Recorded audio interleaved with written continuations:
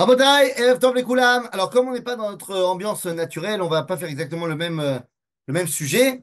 Et on va parler non seulement de une partie qu'on va rajouter dans la Torah cette semaine, mais ça nous prépare également doucement mais sûrement à l'ambiance de Pessah. Rabotai, lorsque, lorsque je décide, imaginons, prenons l'exemple, voilà, on va faire comme ça. Prenons l'exemple d'un mec qui s'appelle Kehat. Kehat, fils de Lévi, et qui est le père d'un petit garçon Hamoud qui s'appelle Amram. Il habite à Goshen, en Égypte, et le petit Amram va avoir 1 an. Et donc, il décide de faire une fête d'anniversaire pour le petit Amram. Pas de problème. L'esclavage n'a pas encore commencé, on peut faire une fête d'anniversaire. Mais il veut inviter les gens sur WhatsApp et il veut leur dire, voilà, nous vous attendons tous, et il veut mettre la date. Quelle va être la date qu'il va mettre? Eh ben, il va mettre la date du 6 du mois de pain d'épices. Oui, parce que d'après Astérix, tous les mots égyptiens se finissent en is. Donc, ça sera le 10 du mois de pain d'épices. Oui, parce que les amis, lorsque les Bnei Israël sont en Égypte, leur calendrier est le calendrier égyptien. J'espère que c'est clair pour tout le monde. Lorsque Abraham se balade en Eretz Israël et prépare un petit chiour et il veut inviter toute la communauté à venir au chiour, ça va être quoi la date? Ça va être le 25 Elul. Parce que Elul, c'est une déesse babylonienne et c'était ça le calendrier qu'on a retrouvé dans les lois de Hammurabi.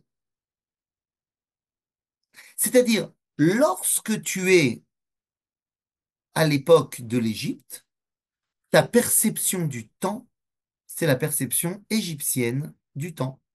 Et donc le premier mois, c'est le premier mois version Égypte, qui est d'ailleurs le même que le premier mois des Babyloniens, qui est le mois de Tishri. Alors évidemment, à Babylone, il s'appelle Tishri, en Égypte, il ne s'appelle pas Tishri, parce que Tishri, c'est une déesse babylonienne. Donc en Égypte, il portait un autre nom. Je ne connais pas les noms des mois égyptiens. Septembre. Mais le problème, c'est quoi?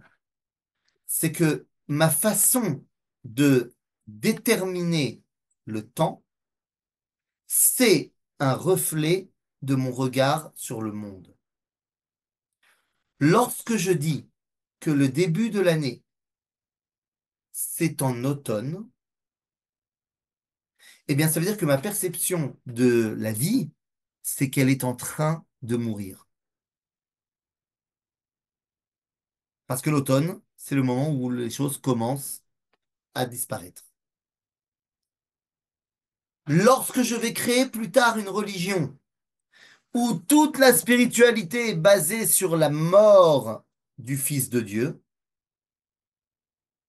alors rien d'étonnant à ce que le calendrier change et commence en hiver, en janvier, parce que c'est le moment où tout est mort. Puisque mon regard sur le temps, c'est mon regard sur le monde. Et si ma spiritualité, elle est déterminée par la mort de Jésus, eh ben mon calendrier, il est mort. La première chose que Dieu nous dit de faire si tu veux pouvoir amorcer la sortie d'Égypte, c'est de changer de paradigme. Et donc la Torah nous dit, c'est ce qu'on va lire ce Shabbat dans Parashat HaChodesh, on dit, ויאמר השם אל משה ואל אהרון בארץ מצרים לאמור החודש הזה לכם ראש חודשים. ראשון הוא לכם לחודשי השנה. Ce mois-là, qui est le mois de Nissan, bon, alors on ne sait pas qu'il s'appelle Nissan à l'époque, il ne s'appelle pas Nissan, mais ce mois-là sera le premier des mois. C'est le printemps. On recommence l'année, on commence l'année, on la recommence au printemps. Ça veut dire que mon regard sur le monde est positif. Il va vers la vie. Très bien. Jusque-là, tout va bien.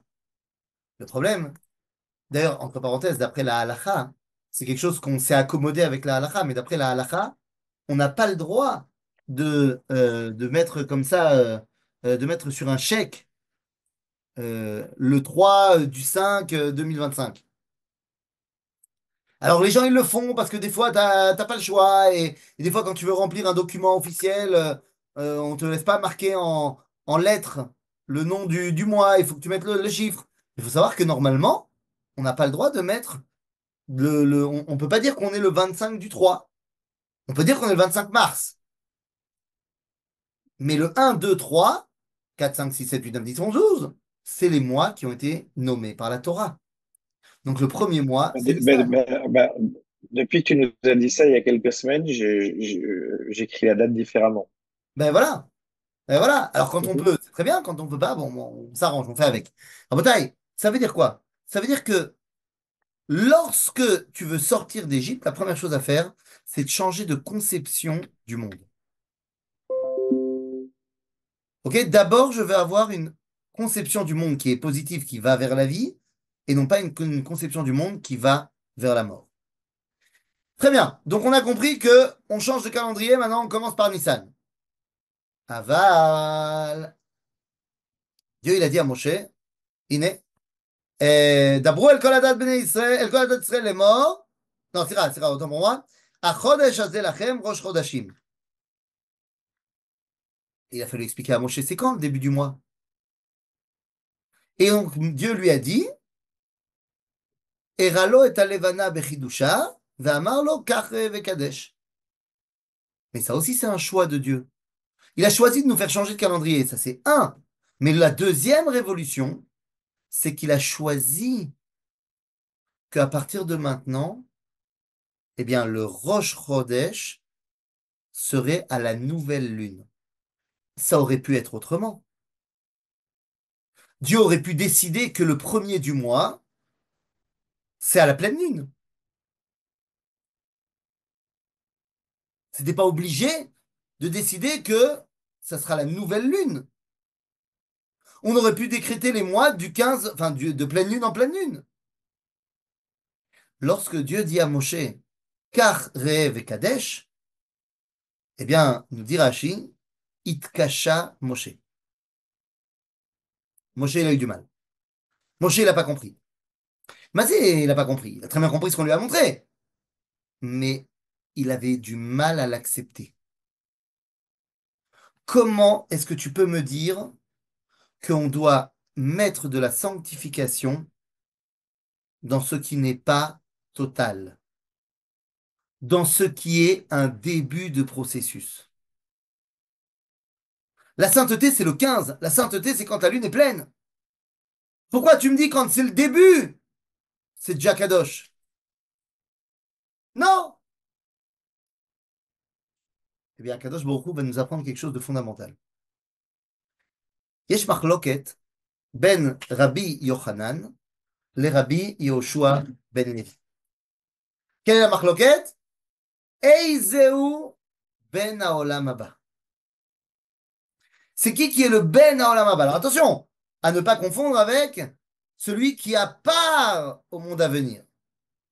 Parce que Kol Israël Eshlaem Chelek le olam haba.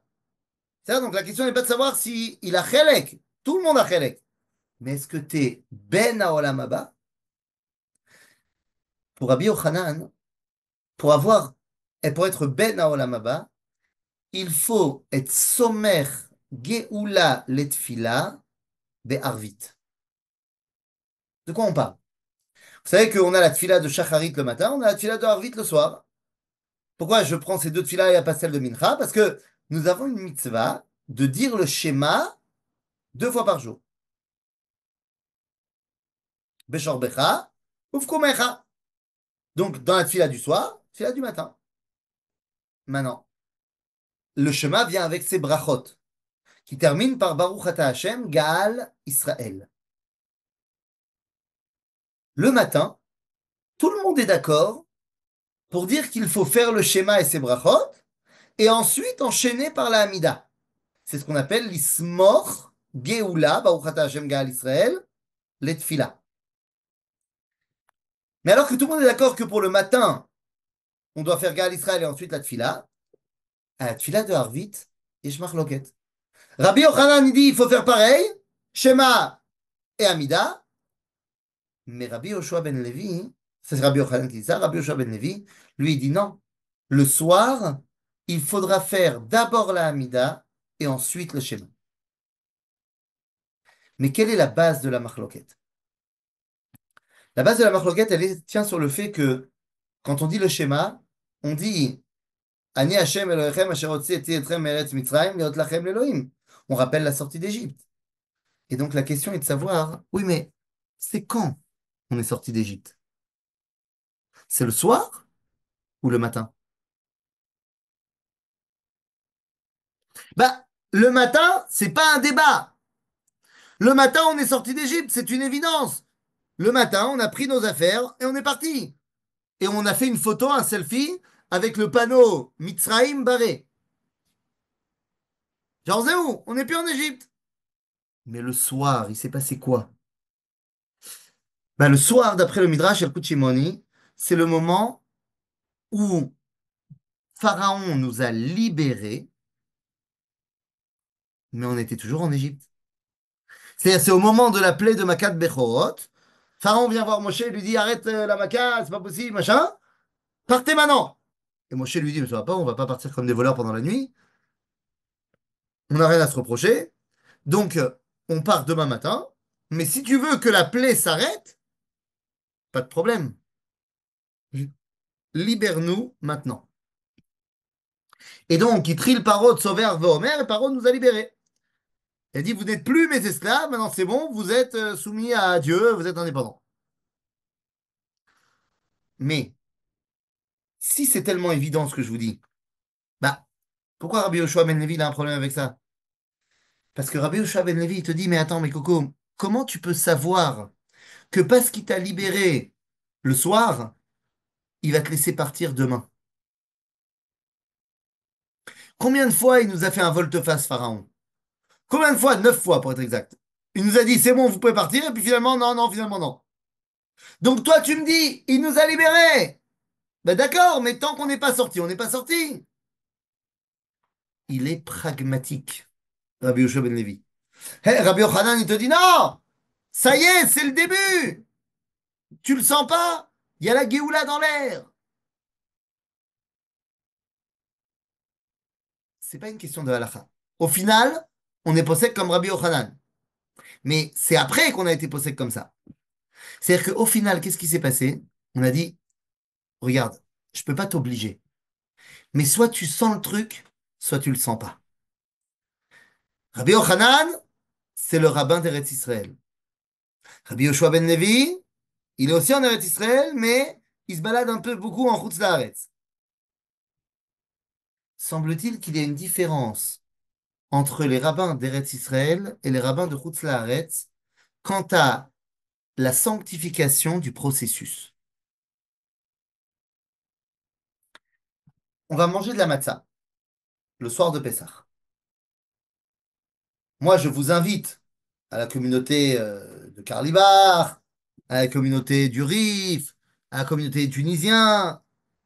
Je vous invite, vraiment, je ne sais pas comment vous le dire autrement, à part le fait que je vous invite à, si vous avez des influences dans vos communautés respectives, je vous invite vraiment à le faire, parce que non seulement c'est une activité communautaire magnifique, mais en plus de ça, c'est tellement mieux, quoi.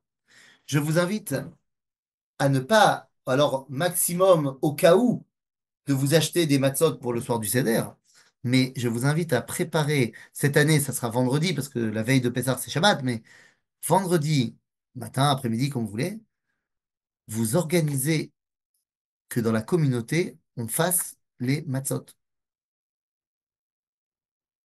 On fait les matzot mamash. C'est pas une plaisanterie, hein. Je vous dis, on fait les matzot de chez Mamash. Comme vous pouvez le voir ici, pas plus tard qu'ici. Hein, Inès, je vous montre.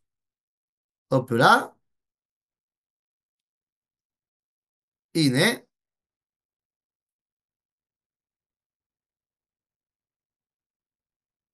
Hop, hop, hop, hop, hop.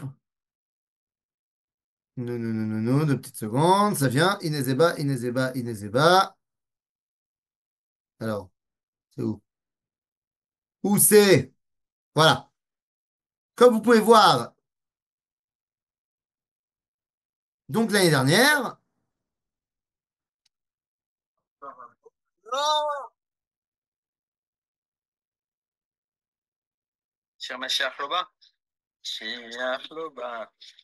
et ça c'est nous. On est à quelques heures de l'entrée de Pessah et on est en train de faire les matzot. Chacun, il fait les matzot de sa famille. Mamash, on fait les matzot. Donc c'est vraiment, si je peux vous dire de faire un truc, alors bon, ça s'organise, hein, parce qu'il faut un four, il faut de la farine de matzah, il faut de l'eau qui a dormi, maïm shelanu. Mais kitsour, il faut faire ça bien, il faut faire ça d'après la halakha. Mais si vous pouvez le faire et si vous pouvez vous organiser, c'est quelque chose d'assez extraordinaire de manger les matzot que toi tu t'es fait au moment où il faut faire les matzot, c'est-à-dire le moment du Korban Pessah. Mais kitsour, c'est une ambiance.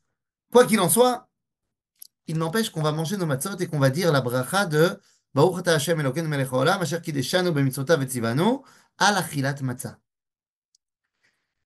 Mais est-ce qu'on fait la bracha quand on fait les matzot? Ben non, on la fait pas. On va faire la bracha lorsqu'on va s'asseoir dans la souka, les chefs basouka. Est-ce qu'on fait la bracha quand on met chaque clou qu'on met dans le bois de la souka? Non. Pourquoi? Ben parce que c'est une marloquette Bavli Yerushalmi. Est-ce que on fait la bracha sur le Hersher mitzvah, c'est-à-dire sur ce qui va me permettre de faire la mitzvah, ou on fait la bracha que sur la mitzvah en elle-même? Le Talmud de Babylone, et c'est comme lui qu'on a été posé avec la halakha, il dit qu'on ne fait pas la bracha sur le Hersher mitzvah. On fait la bracha que sur la mitzvah en elle-même. Mais le Talmud Yerushalmi, lui, il dit, mais non! Le Hersher mitzvah aussi, il faut faire la bracha, parce que c'est le début du processus. En fait, la Torah de Babylone, de Chutz La'aretz, elle ne sanctifie que la fin de l'étape. C'est un peu Moshe Rabbeinu qui n'est pas rentré en Eretz Israël, qui arrive à voir la sainteté quand la lune elle est pleine. Yehoshua, alors que le Talmud nous dit que le visage de Moshe ressemblait à celui du soleil et celui de Yehoshua ressemblait à la lune. Parce que le soleil il est toujours rond, toujours parfait.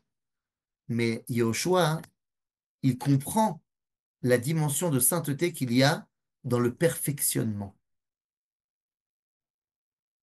Velchen, c'est pas seulement changer de calendrier, mais il s'agit également de changer de façon de voir la sainteté.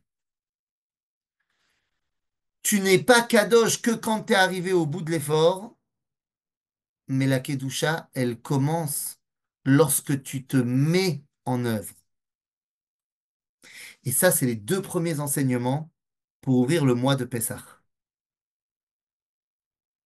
Tu es tourné vers la vie et tu sais que le moyen d'arriver à la kedusha, c'est déjà de la kedusha.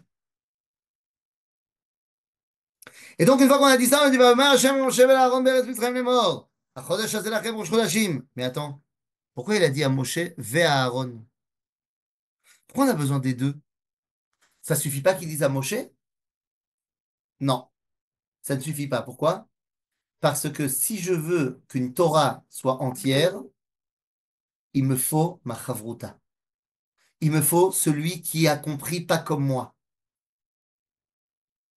On dit à la Gemara dans Masechet Chagiga, o chavruta, o mituta. Ou t'as une chavruta, ou tu meurs. Parce que quoi? Ta relation avec Dieu, elle ne peut pas se faire que par toi, que par ton prisme. Tu es obligé de confronter ta compréhension de la Torah à quelqu'un d'autre. Pourquoi? Pour qu'il te permette de mieux comprendre ce que tu as compris.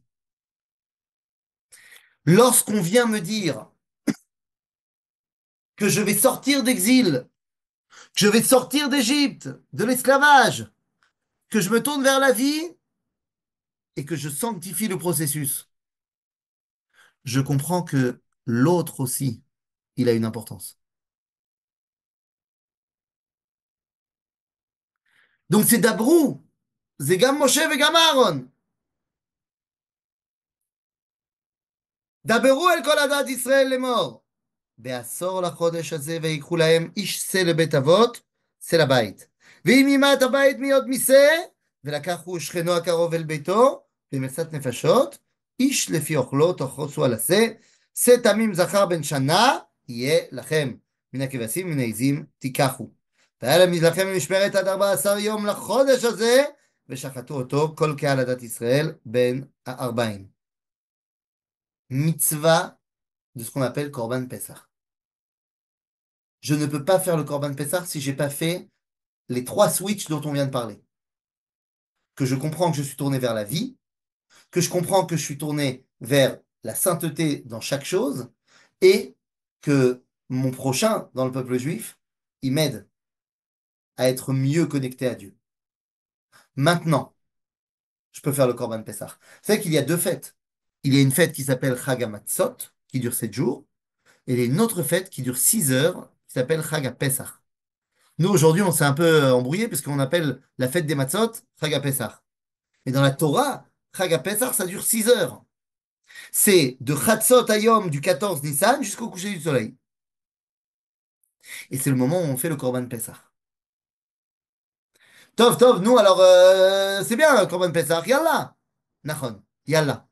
Mais attention, on va faire le Korban Pesach, les amis.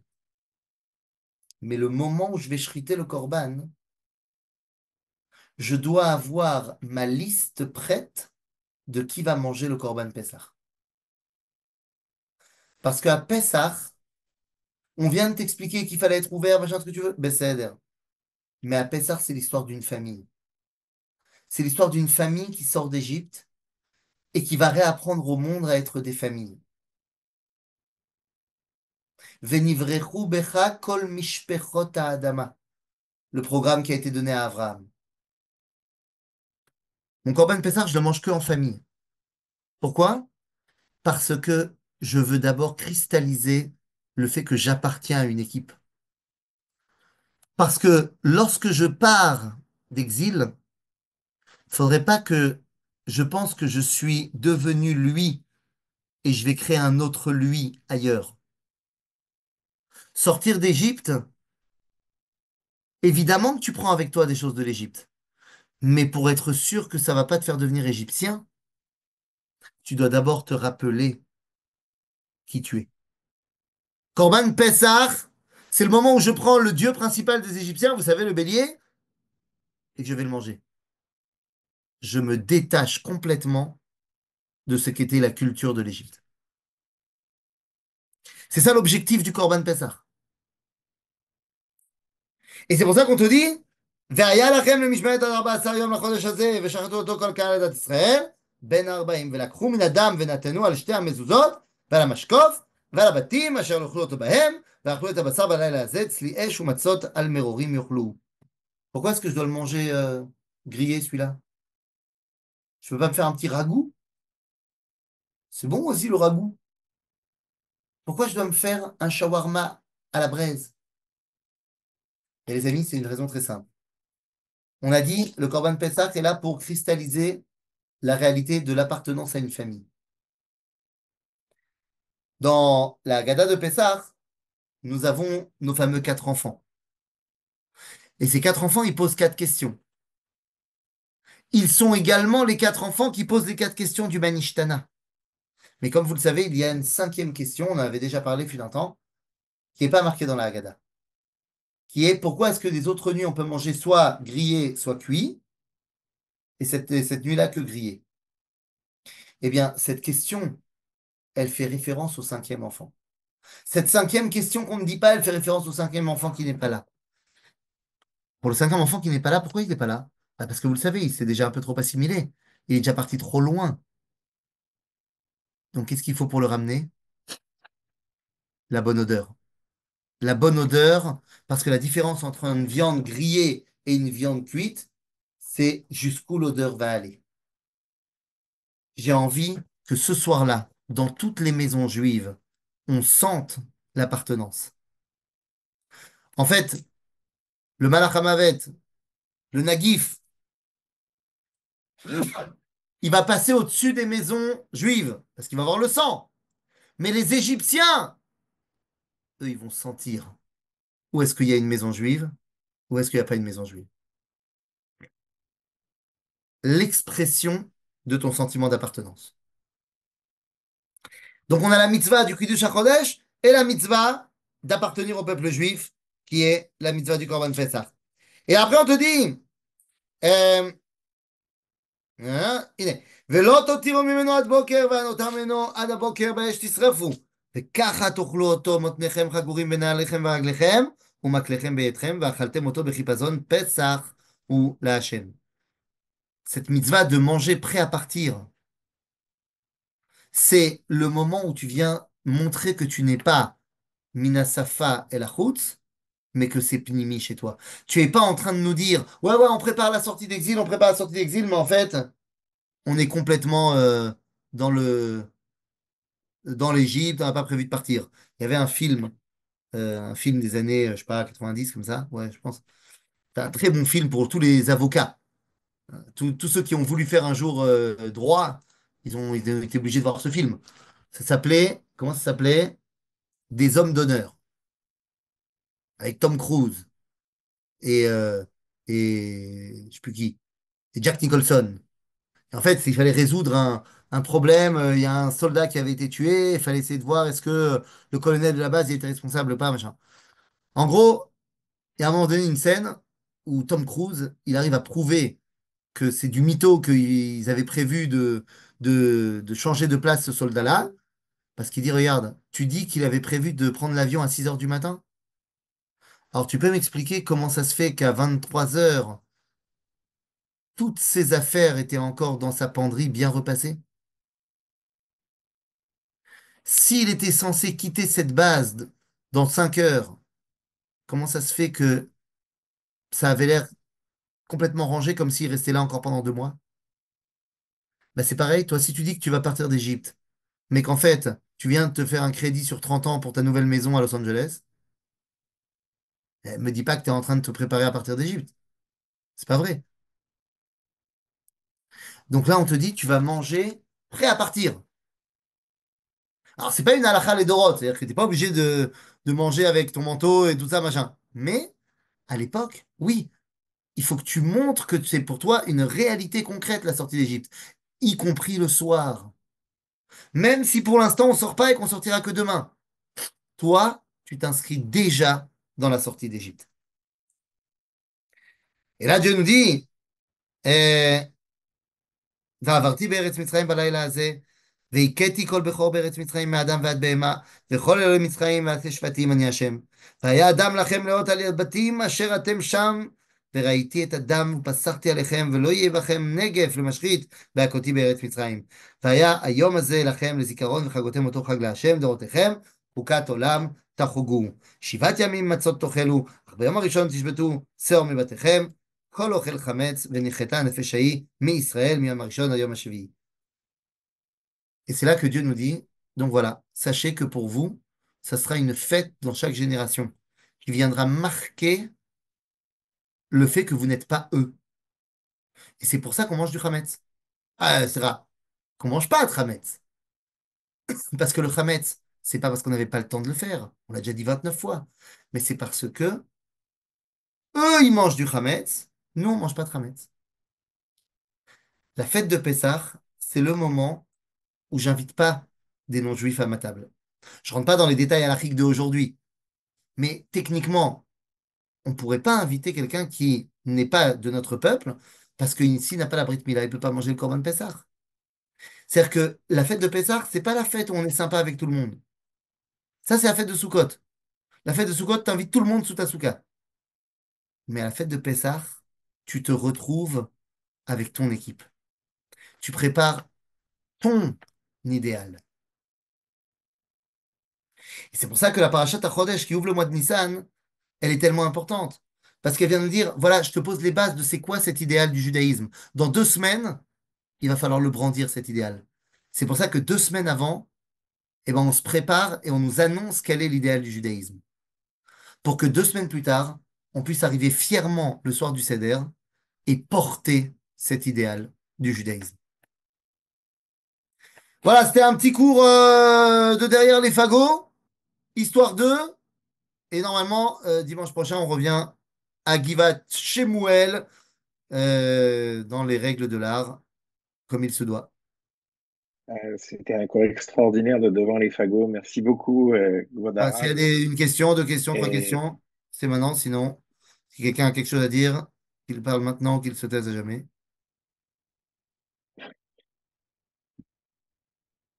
Voilà, désolé pour dimanche, la galère de chez la galère, la double crevaison, parce que quand tu creves un pneu, tu peux pousser ton vélo et rouler sur une roue. Et quand tu as les deux pneus qui sont crevés, un vélo, c'est lourd, surtout quand il est électrique. Et donc, bon, en plus, il pleuvait, laisse tomber. Il va. Et est-ce que voilà, je peux poser une question? Oui, bien sûr. Pourquoi c'est plus grave d'appeler un mois par son numéro, en considérant qu'il commence donc en janvier, donc qui n'est pas notre calendrier, Uhum. plutôt que de l'appeler Elul, qui est une divinité mésopotamienne? Ah, mais parce que, C'est presque une évocation de la Vodazara. mais oui, mais on l'a corrigé justement. C'est-à-dire qu'on a sorti, ça c'est vraiment ce qu'on appelle l'Ikut Nitzotzot Akdusha. C'est qu'on a sorti les mois de Babylone, les noms des mois qui étaient de la Avodazara, et nous on les a rattachés à l'Akdusha en les nettoyant de leur Avodazara. Agave, c'est pas les seuls trucs qu'on a sortis de là-bas, on a sorti aussi les noms des Malachim, qui viennent de Babylone aussi. Gabriel, Raphaël, tout ça. Est-ce qu'on pourra, excusez-moi, Rav, est-ce qu'on Oui? pourra manger de la matzah vendredi soir Est-ce qu'on pourra manger de la matzah vendredi soir? Pourquoi vous voulez faire ça? pour que ce soit plus facile pour les femmes Non, non, Shabbat? non. Pour les femmes et pour les hommes, ça sera très facile pour une raison très simple. Les miettes, ok, ne sont pas quelque chose qu'il faut s'exciter à cause d'elles. Donc vous mangez votre motzi de Shabbat tranquillement, et ensuite vous mettez les miettes par terre et vous prenez avec un petit balai et vous mettez tout à la poubelle, comme vous faites en général tout le temps, j'imagine que vous balayez le sol qui est plein de miettes, et on met à la poubelle et c'est terminé. Il n'y a plus de problème. Maintenant, si vous êtes un peu trop stressé, je vous invite exceptionnellement à faire motzi sur de la pita qui fait moins de miettes que sur de la challah. Voilà. J'ai entendu que les Yéménites mangent de la matzah vendredi soir et samedi midi mangent de la matzah avec de l'œuf. Vous n'êtes pas tellement yéménite, d'après ce que je vois. Non, non, Ah, non, voilà. mais je trouve que c'est bien. D'accord. Non, mais je vous dis, la pita, c'est pas de problème. Ça fait pas de miettes, machin. Et puis, vous n'êtes pas obligé de Ok. manger beaucoup de pain. Faites pour Mhm, motiver et voilà, c'est tout. mhm. Ok, Voilà. ça. Merci, Arav. alors, merci beaucoup. Bonne À bientôt. soirée. Kol Et tov.